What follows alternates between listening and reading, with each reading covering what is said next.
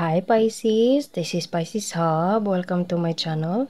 So for today's video, gagawa tayo ng monthly reading for Pisces para sa buwan ng Abril. Okay, so this is the reading for April, month of April Pisces. So alamin natin kung ano mga posibleng mangyari, mga gabay mensahe for Pisces sa buwan na ito. Okay, so reminder lang po na ito ay general reading Pisces. So, pwede pong mag-resonate, pwede pong hindi. Okay? Pasensya na kung meron kayo dito sa kamay ko. Napasok kasi ako. Okay? So, again, this is a general reading. So, pwede pong mag-resonate, pwede pong hindi Pisces. Okay? And, ang mga energies po na lalabas dito ay pwede po sa lahat ng gender, babae, lalaki, LGBT man yung nanonood, or yung mga taong dinidil nyo po, mga taong dinidil ni Pisces. Take lang, basta mag-resonate, okay? Pag hindi po mag-resonate, pag hindi po tugma, huwag pong ipilit po. Okay? So, alamin natin kung ano mga posibleng mangyari sa buwan na ito, sa buwan ng Abril. Okay? So, ano po ang mga posibleng mangyari for Pisces? Journey. Oh, wow. So, merong travel, Pisces. It's either you're traveling to of course, to somewhere, okay? Sa lugar na, or there is someone na magta-travel towards you and there's a gift. Wow. So, pwedeng itong gift na ito ito yung magiging rason kung bakit makakapag-travel ka, Pisces. Okay? Or meron ka matatanggap na, parang sa travel na yun, meron ka matatanggap na magandang bagay. And although there's an imprisonment, pwedeng parang bago to sa'yo, Pisces. And andun yung anxiety, andun yung overthinking na kaya ko bang mag-travel, okay? Ano ba? Parang andun yung anxiety, andun yung oh my God. Marriage, okay. So, nag-overthink ka, Pisces, for something na bottom of the deck is courthouse. So, sobrang ganda ng cards na lumalabas ngayon, Pisces, sa buwan ng Abril. So, it's either there is someone or ikaw, Pisces, is magta-travel or there is something na traveling na mangyayari, okay?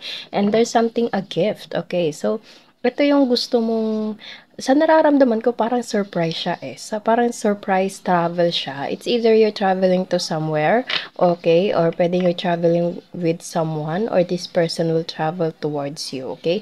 Although medyo natatakot ka, andun yung parang ano ba sana magiging maayos ba, ganito ganyan, nag-o-overthink ka, Pisces, okay? And it's so normal. Normal lang po matakot, mangamba, okay?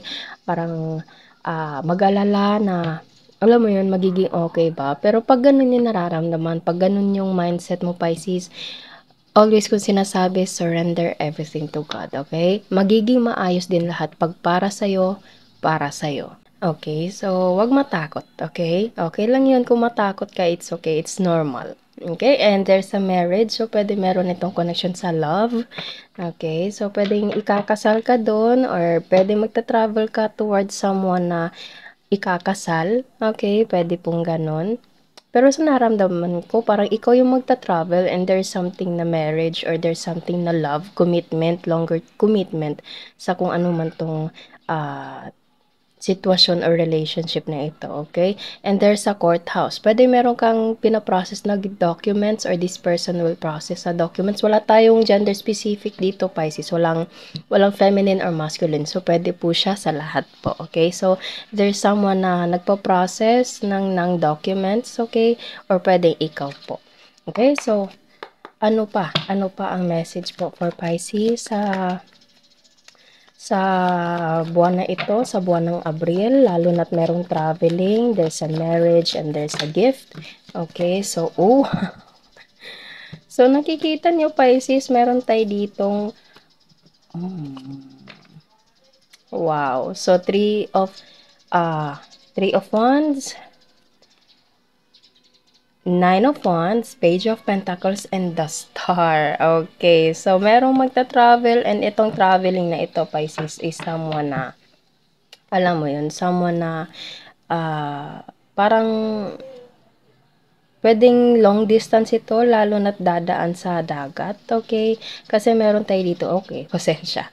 Okay, so meron tayo ditong lugar na kung saan or traveling, planning to travel na medyo malayo, Pisces, okay? And this travel na ito is something na sobrang bago sa'yo, okay? Kasi nakikita niyo meron tayo ditong 9 of Wands and imprisonment. So, andun yung takot, andun yung pagiging vigilant, andun yung pagiging alerto. Kasi, feel ko ano to bago to sa'yo, okay? And this is a page of pentacles which is merong dalang the star. And this is a wish fulfillment, Pisces. Gustong-gusto mo to, okay? Pwede matagal nyo nang pinaprocess itong documents na ito, matagal nyo nang pinaprocess itong visa, itong something na pagpaplano na ito na kung saan maisa sa katuparan na din, okay, as soon as possible.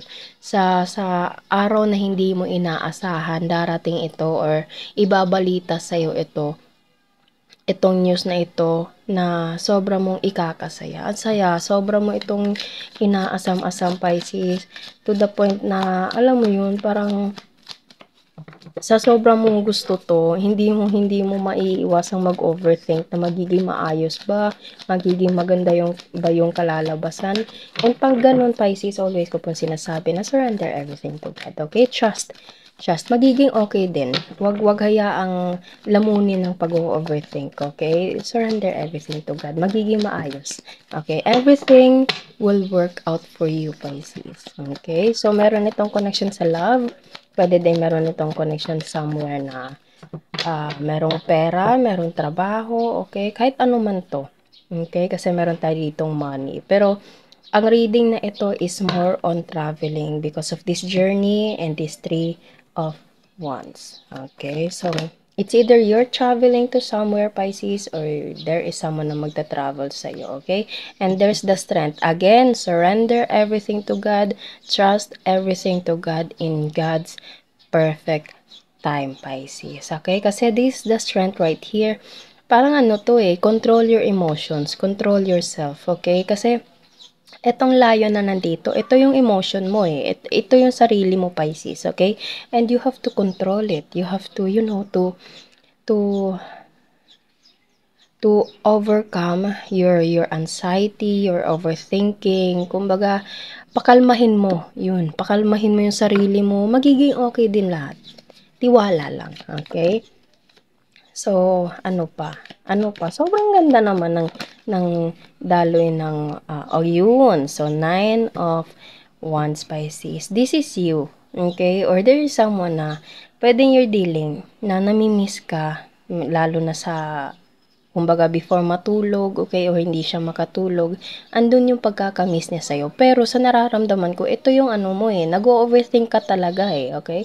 Nag-overthink ka, andun yung takot mo na magiging okay ba? Magiging, kaya ko ba? Ganito, ganyan, okay? So, again, it's normal. It's so normal, Pisces, na matakot, mangamba, okay? Pero pag love man to, tiwala lang. Pag mahal ka ng tao, mahal ka, okay? Kahit ano ka man, kahit sino ka man, pag mahal ka, Pisces, okay? So, wag mo hayaang, alam mo yun, lamunin ka ng takot, okay? Para ma-enjoy nyo kung sino man itong kasama mong merong connection sa traveling, Pisces. And there's a documents, there's a processing of documents. So, ito, pwedeng ito ay visa, pwedeng ito ay process for your parang marriage nyo, pwedeng dun kayo ikakasal, pwedeng merong honeymoon, okay? Or pwedeng, basta merong love na connection, okay? And, nakakaramdam ka ng takot, matagal mo tong hinintay, Pisces, matagal mo tong inaasam-asam. Sobra mo tong gusto. Kasi meron tayo ditong the star, wish fulfillment, okay? Pinangarap mo to.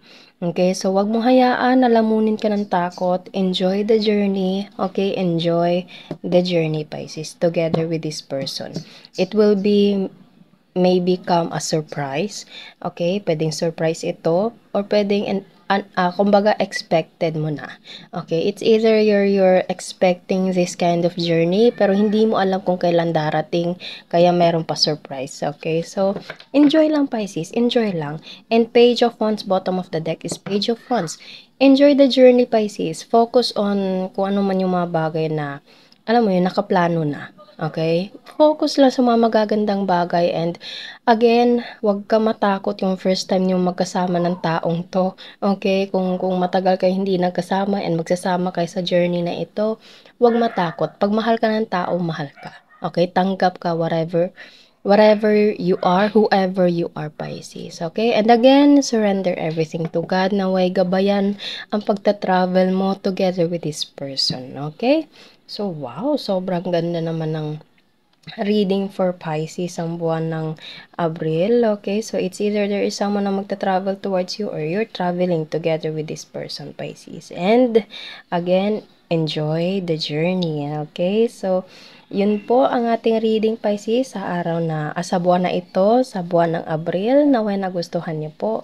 Huwag niyo po sanang kalimutan na mag-like at mag-subscribe po sa ating channel and click the bell button, Pisces, para ma-notify po kayo sa next videos na i-upload natin. Okay? So, thank you, Pisces, and God bless!